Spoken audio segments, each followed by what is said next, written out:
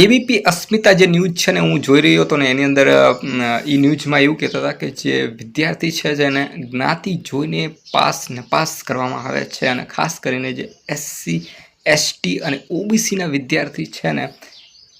એના માટે આ જે નાપાસ અને પાસ કરવાનું ચલણ છે ને એ બહુ જ વધી રહ્યું છે કે કઈ રીતે એસસી એસટી ઓબીસીના વિદ્યાર્થી આગળ ના જઈ શકે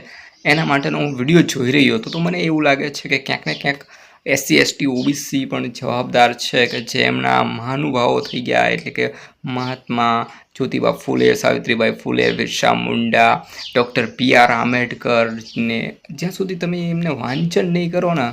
ત્યાં સુધી આપણે જે વિચારવાની શક્તિ છે ને એ નહીં આવે. જ્યારે આ વિચારવાની શક્તિ આવશે ને પછી આપણને